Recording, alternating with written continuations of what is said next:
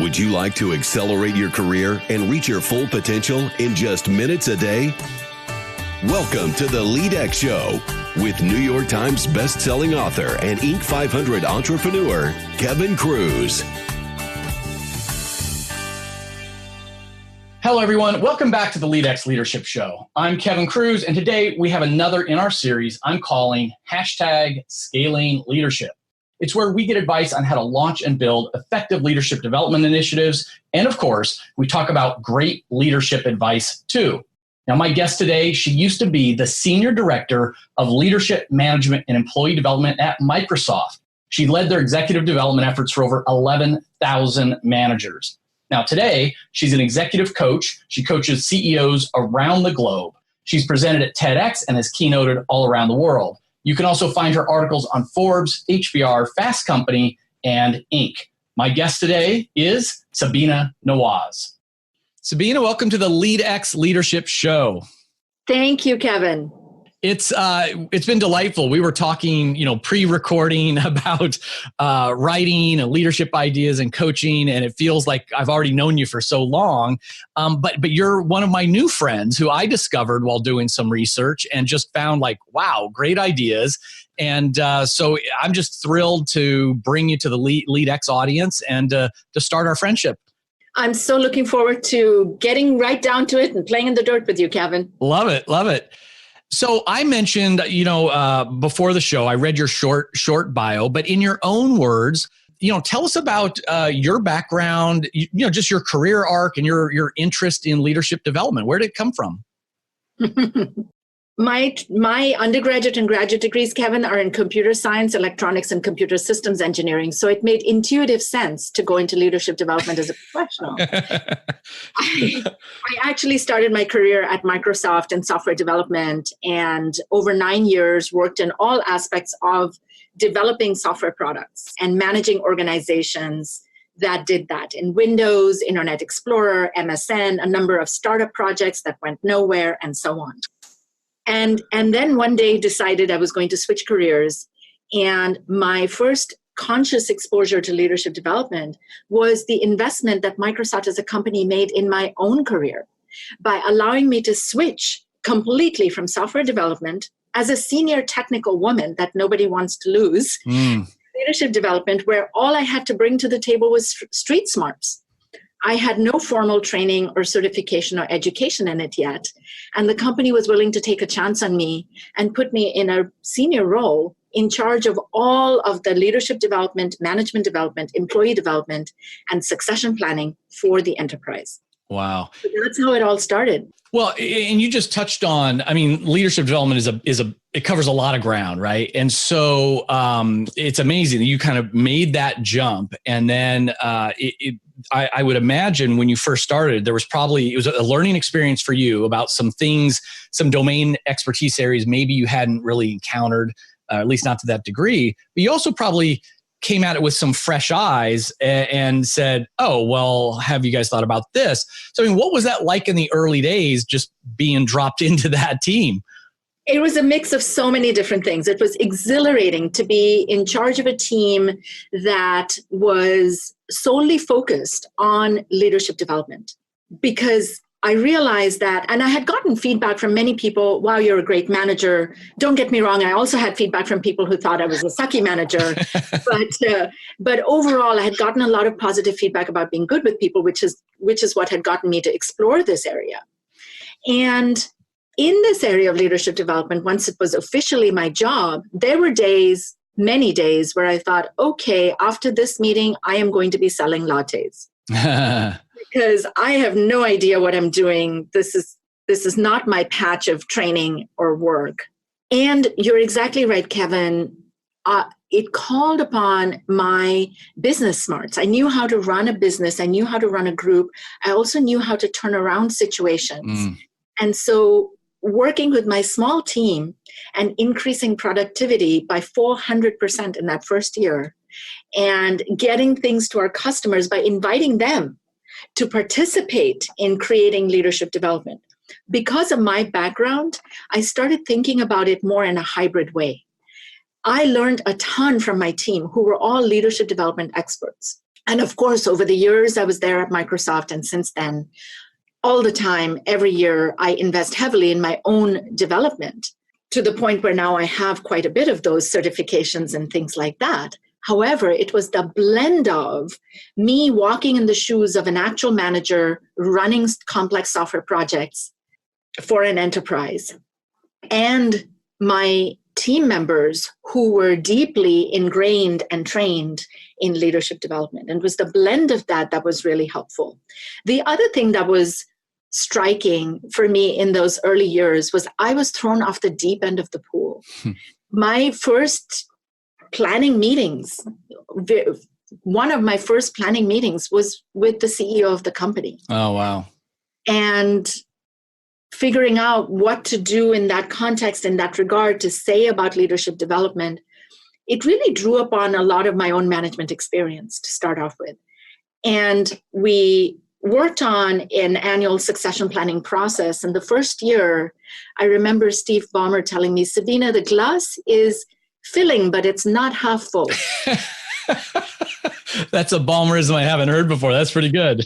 Which was a very polite and nice way of telling me, you better not screw it up next year. And so it taught me a lot of humility to say, this is different. Just because I'm smart doesn't mean I can solve every problem. I've got to get the training. I've got to understand. I've got to deeply listen. Mm-hmm. And that's what I did my second year, is deeply listened over a series of 10 different offsites with all of my HR colleagues. So I'm sure one of the questions you're going to ask is about what makes leadership programs successful. Indeed. I don't think it's rocket science. I mean, there are a lot of those standard blocks of training and teaching and content that are fantastic that we can put together, but they're not going to get a grip in an organization unless you've really co-created it with your partners, your HR business partners who are really going to help it get its legs with the executives who are your customers. And we did that through a series of 10 offsites. That was one of the highlights of my career. I had initially told my boss, well, I've benchmarked 30 different companies. I've had the meeting with Bill and Steve and the 20 top VPs to get their approval on this. I've had one offsite with our HR partners. I should be able to get something going in the next 2 months. I couldn't be more wrong. It was a matter of shelving all of that knowledge I'd gathered and zipping my lips, sitting on my hands, biting my tongue, literally at times, and really learning from the wisdom of my HR business partners to say, what is it like with you when you try to pitch these to your clients? What are the other things that are there in their day-to-day lives that I'm not aware of? Where I'm thinking my program is just the solution to all of their problems. It really helped us create a program that lasted over time instead of reinventing it every single year, the Groundhog Day, if you've seen that movie of leadership development programs. We were able to create something that lasted over the course of years. But Sabina, can you recall a specific example of that, of where, again, you think, hey, we've got a great leadership program, I've talked to everybody, but then you go in, you just listen, you commit to really listening. What's something that you heard like, oh, I didn't know that, or I'm going to now make a change to the program because of that? I'm not sure, Kevin, I can tell you an exact component. What was more important was how you frame things, how you prepare things. I see. And how you meet your audience where they are. For example, with brand new managers, new manager training, because our organization did the full spectrum from when you're thinking you want to become a manager to when you're one of the most senior executives in the organization. For a brand new manager, you could come in and have a series of talks and webinars and classes on lead with your values and understand your true north and set the right compass. And it was valuable. Those are obviously really important topics, but that probably wasn't the best entry point for them because they were in pain. When do we promote managers into managers in a corporation? When they're great individual contributors, usually. Right. They haven't trained to be managers, and suddenly they've got people crying in their rooms. They've got to deal with hiring and firing and setting goals that they can actually then hold people accountable to, and they're staying up, losing sleep at night, not knowing how to give corrective feedback to somebody who previously had been their peer just 2 weeks ago. Right. You've got to meet them and start with that pain and address those pain points first. And once you can release that pressure, now you can call them to the higher calling of why do you want to be a manager? And let's talk to you about the higher order bits, the purpose, the values, the solid core, and yourself. But we first got to give them what they're most in pain about. And the deeper listening helped us better understand where those pain points were at that point in the business. Because even though I had been a manager, and I still was, it had been many years since I had been that brand new manager. Right, right. So it was a great, powerful reminder there. So this is really interesting to me because so I was on the talking to a newish director of leadership development at a Silicon Valley company that everybody would know the name, and they're not really large, but he has maybe 300 managers, and he's building the new manager or the leadership development program from scratch. Yes. And he and I spoke about a lot of like leadership competencies, and he was talking to me about how their CEO goes around and talks about like the 6 things that he does as a leader, and they're fairly abstract and high level. And it sounds like if I had heard what you just said, a week ago, I would have said to him, "Hey, you know what? Sabina has some experience. She's kind of walked your path, and you might want to really focus on, for frontline first-time managers, the blocking and tackling of the day-to-day, how to give feedback, how to set goals, how to hold people accountable. And it's not that the other stuff isn't important, but there's a time for it. Maybe that's the second level of the program. I mean, am I hearing you right?" Yes. And those things are super important. The leadership competencies, the values, the compass by which you manage people and do right by them. So you do want to frame things that way. It's a question of how much do you pivot towards that? How much airtime do you give what at what point in time? Okay. If you chart the life cycle of that manager and the training and development you're going to put them through, you always want that overarching envelope, but perhaps in that initial set of touch points, it's really about the pain that they're facing and the blocking and tackling. Once they've mastered that, now you're talking about some of those other things. Right. You definitely talk about those. It's just where your entry point is so that they are most engaged in listening to you. And they're not seeing this as a mandatory training that I have to attend, and meanwhile, I'm going to sit in the classroom and be on my phone the whole time. Right. So let me ask now, I wasn't expecting to go in this direction, so you can cut me off if you need to.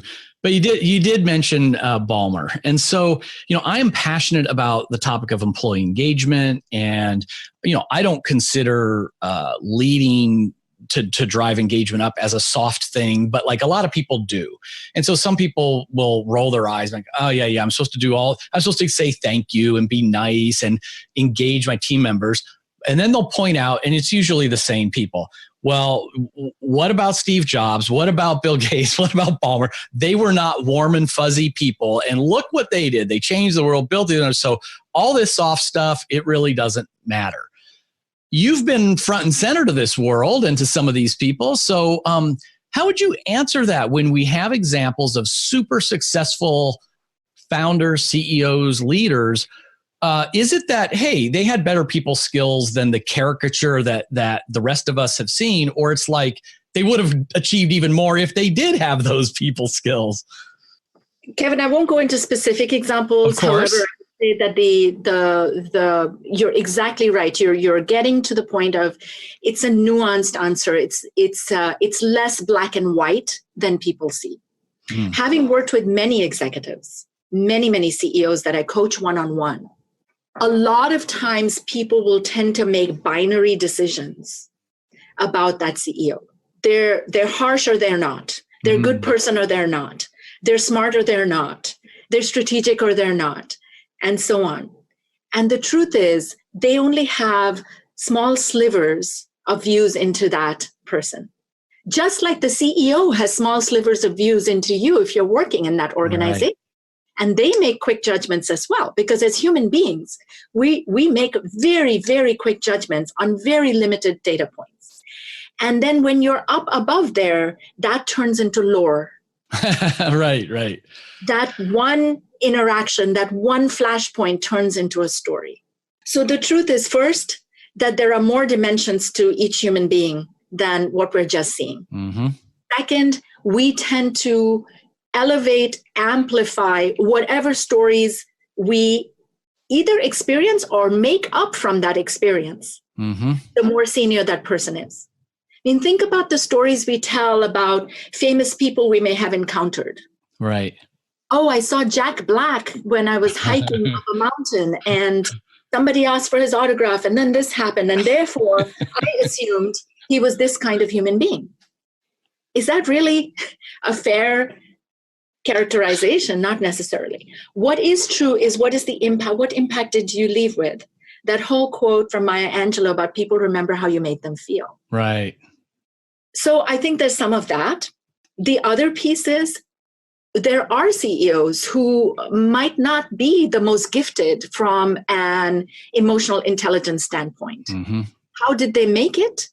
One, there may not be that many of them because the data on emotional intelligence actually shows us how much of a differentiator and game changer that is. But those who have made it, perhaps, who didn't have as much of the EQ side, is probably because they way overcompensated on the other skills that they had. Right. Because while EQ is vitally important, I wouldn't be doing the job that I do if I didn't totally believe in that. It's not the only thing. So there are many, many, many dimensions of success. And you can overshadow some of your weaknesses with some of your towering strengths.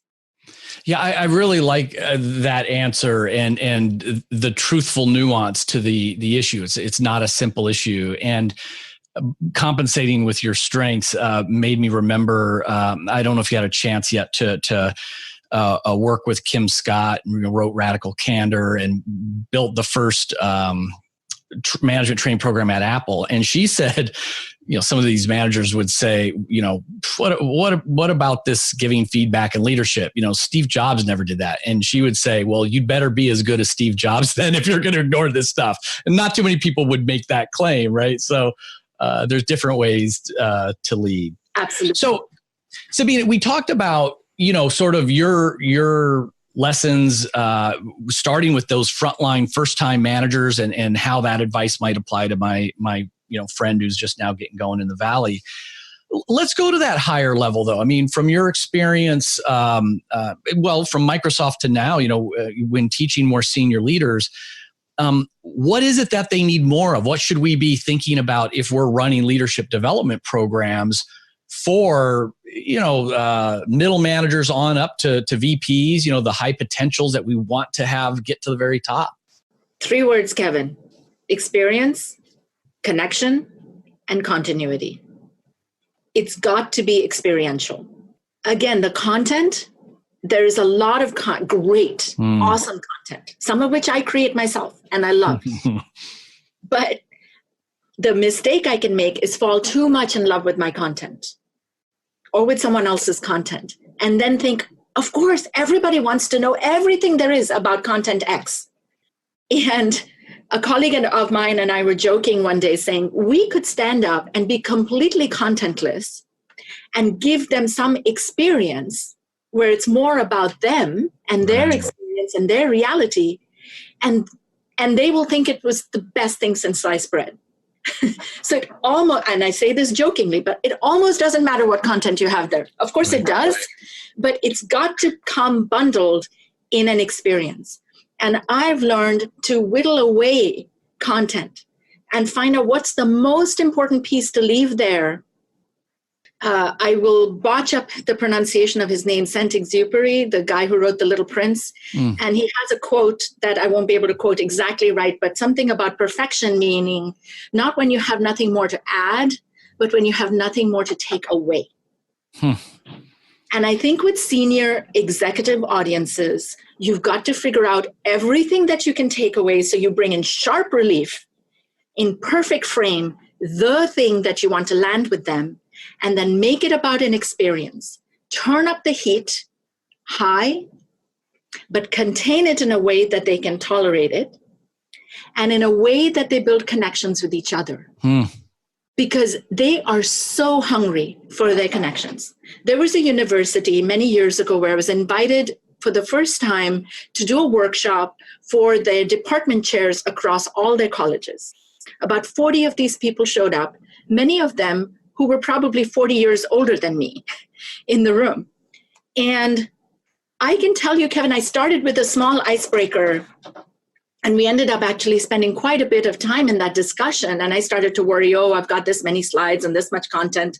And once I was able to let it go, realizing just how hungry they were to simply talk to each other and talk about the challenges they faced. And they had a lot more wisdom among themselves. They didn't need me. They just needed me to hold the space for them to have that conversation about their frustrations with tenured faculty or whatever else that they were going through. So that's the connection piece. And the things that people remember about leadership development programs, because I have many very long-term clients, and over the years I will run into them, or they will come back to me for coaching, and I'll always ask them the question, what do you remember? Mm-hmm. It's rarely about the actual 5 steps of this or 10 steps of that. It's rarely about the content. It's about the experience, what they made their own because of the experience. It's about the connections they made because now those people are actually doing transactional business with each other. And it's about the continuity. Programs for senior executives where if you can get away with it, have an ongoing follow-up. One of the programs I deliver with a business partner of mine right now is called Ignite. And it's a very provocative, high heat, really relevant program because it starts with the nature of business today, which is so different from business before. It's about unprecedented challenges. They come in with their business challenges. Each person gets nearly an hour of dedicated time to get feedback on their business challenge from coaches and from their peers. They leave with their world really shaken apart. And if we just left that there, how much of that would stick, even though we think it's a fantastic program? When the pressures of their daily life keep getting added to their calendar. So what we do is follow on coaching calls for several months. And in those coaching calls, there's magic. They're in small groups. They're not one-on-one. We have seen transformational results. Somebody attributes not 1, but 2 promotions over the course of 1 year to the program. And it's not because of the program. I think it was because of the continuity and the support and connection she got from her peers. There is so much. My neurons are firing like crazy, and if we had, we could go half a day on this. This is amazing. I know I'm going to be coming back to this over and over again. So one thing that just was so fascinating, you said if there wasn't the continuity, it's not going to stick, and absolutely. And I think for many of them, if there wasn't the continuity, you might have made them worse because I saw this research where the meta-analysis of 600 360 survey processes. 1/3 the managers improved, 1/3 the managers got worse, and 1/3 there was no change. And the ones who got worse, a lot of it was they were given this startling feedback, right? So this new self-awareness or where their gaps were. And that can shake their world. You can certainly get their attention. But then if you don't follow up with the action plan or a coach or something like that, all of a sudden they might just, be struggling with that anxiety or leaping to the wrong conclusions or become defensive or whatever those things might be. I mean, this is one silly example. But if you're going through like such a shaking in that day, to not feel confident and safe that you'll be able to work through this with your new friends and coaches in the future, I mean, I could see that could cause some problems. And I also, just for our listeners, you made me remember there was a short time, most people don't know that I did this. I was the executive director of a nonprofit society. And so I would have a board of directors that would come together every 3 months. And me being, the introvert, a task-driven guy, achiever guy, we're trying to turn the organization around. I would pack that agenda. Sabina, I was so stupid. I'm embarrassed now. I mean, I'm showing you these slides and I want you to read this report and everybody's got assignments. And what would happen was I would begrudgingly give everybody the 1 hour to have lunch. I would want it to be a working lunch, right? And then we would have lunch and they would start talking without my help about like, hey, I was just told I've got to launch this training program in Europe in 90 days. Does anybody have any good European vendors? Hey, we're rolling out the new CRM and blah, blah. They just started to talk about what their real world today challenges were. And immediately they got ideas, they got emotional support, some empathy, and a list of resources. In that hour, like I would be like, okay, everybody, 1 o'clock, time to get back to work. Like, okay, just a second, Kevin, this is valuable stuff. And what I learned over the years was I almost didn't care about the agenda anymore. It would be like, oh yeah, budget, update on task force, and then let's have a whole lot of time to just connect. I didn't have the words for it, and I wasn't responsible for the experiential. They took it into their own control, but it was a magical experience. That board, I don't think they stayed together because of me or even their passion for this is really crazy, but it wasn't about the society. It became about their group. It was like a peer development and support group. Yes. Yes. And that is I believe the higher you go in an organization, the more vital that becomes.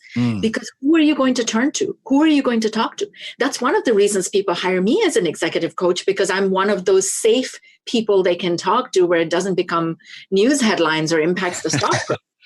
And similarly, if you can create enough safety in a cohort that learns together, that is raw and vulnerable with each other, you've got to create safety in order to have heat. And you've got to have heat in order to have learning and development and transformation. To your point on the 360s, I personally would consider it irresponsible to do a 360 and then not do follow-up work with them. So I would not take that on. Yeah. I think it's a form of consulting malpractice or human capital malpractice to give the patient the diagnosis and then say, good luck with that, and off they go. Tell me more about, I really like you keep coming back to this word heat, turning up the heat.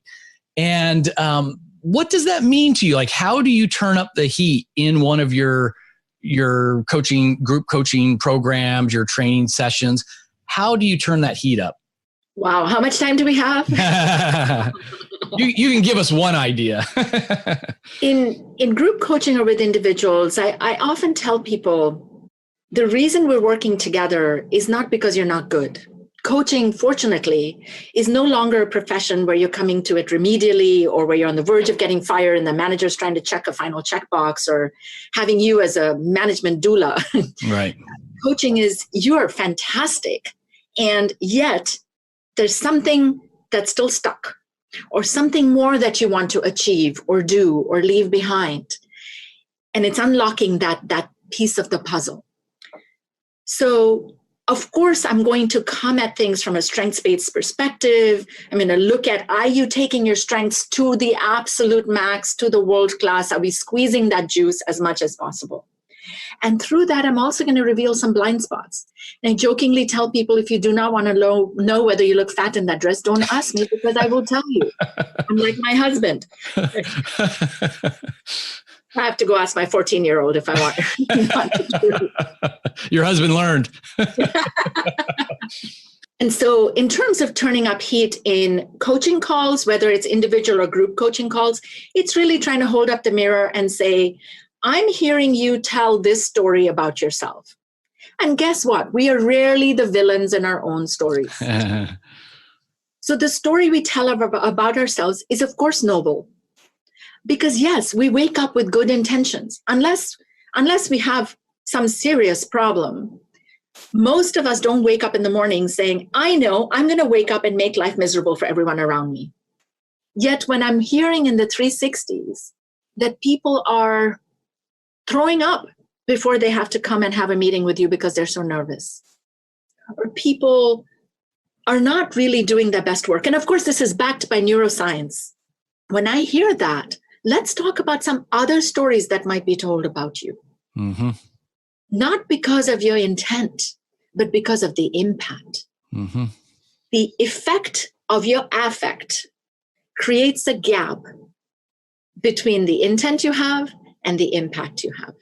So for in a coaching scenario, that's what I do. In a classroom scenario, it's actually turning the heat for senior audiences Mm-hmm. is about saying it's not about the person in the front of the room. Because you know what? You can read my articles and get lots of lists and advice and 3 things and 5 secrets and 10 steps. And how many of those are you actually going to follow? You're not going to be sitting in a board meeting going, let me call Sabina and find out how I get out of this sticky situation. You've got to figure that out for yourself. So what are you going to do about this? And we have several techniques where we create space for them to understand what exercising leadership looks like, which is a verb that can be exercised by anybody at any place at any time, versus solely relying on authority, which is a noun and is positional.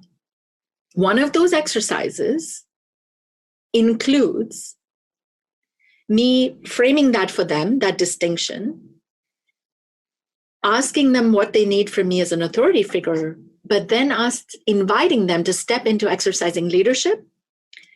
And as part of that, I go silent on them for 30 minutes. You can just imagine how discombobulating, how many different things happen for people at that point. My intent there is to help them understand what happens when authority goes silent. How do you exercise leadership in those spaces? Because I say, metaphorically, has this ever happened to? Oh, yes, it happens all the time. So they leave that evening feeling quite disturbed and probably not liking me very much. Which, of course, is something I really like, and I have to set that aside in the service of their learning. And the next morning they come in and we do some sense making around that. Well, what happened? What were the first, second, and third moves when the person in the front of the room went quiet? What did you do to get your own answers, seek your own answers, versus continuing to want to seduce authority or put in a proxy authority or take out authority? So those are a couple of examples of turning up the heat. That's incredible and profound, even not having experienced it, but just hearing about this idea of and really, again, having them go through that experience of, wow, what happens when authority is removed? What happens and what should happen in those cases? Sabina, I wish we had more time. We have to wrap it up. But the big question I've got now isn't so much about leadership development, but certainly relying on your own experience as a leader. Imagine, you're giving advice to the younger version of yourself who's stepping into the management role of very first time. I mean, what would be the 1 or 2 key things you wish someone had whispered in your ear? As a new manager? Yeah. One would be to separate out yourself from your role.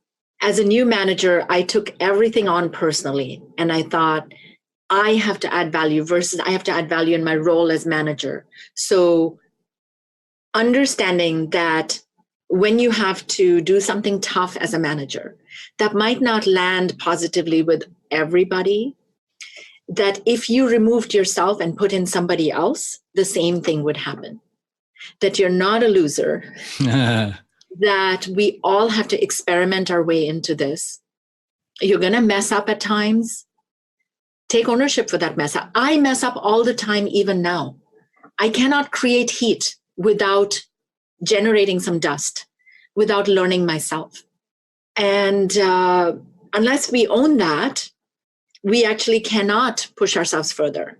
I wish you had whispered that to me back my first time. I used to be a horrible boss, and I've had those moments too. To me, it was needing. I was a people pleaser, needing to be liked, and right. So the idea, if I had just understood to separate my own identity and person from the role of leader, yes, it would have been a lot easier back in the day. It's easier said than done, of course. Easier said than done. Sabina, what's the best way for our listeners to follow along with your articles and work and learn more about your coaching services? Oh, thank you for asking. They can email me, info@sabinanawaz.com. That's SABINANAWAZ. They can, of course, follow me at Twitter, which is my full name, @Sabina Nawaz, connect with me on LinkedIn, etc. Sounds great. Thank you again for your time today and sharing so much wisdom with our audience at LEADx. Kevin, this was a blast. Thank you for inviting me. It got me to think more consciously about some things, and I hope it's helpful to some. I'm sure it will be. Thank you.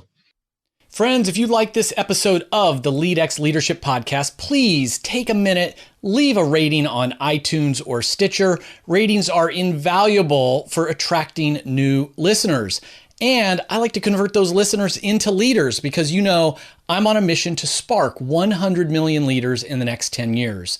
And if you want to become the boss everyone fights to work for and nobody wants to leave, check out the LEADx platform with Coach Amanda at leadx.org. And if you have 10 or more managers who could use some binge-worthy training, send me an email at info@leadx.org, LEADx.org, and we'll talk about getting you set up with a totally free pilot for those managers. See if they like it. If they don't, that's fine. We go away. Part as friends. But if they love it, you've just found yourself a new resource for them. Remember, leadership is influence. You're always leading. How are you going to lead today?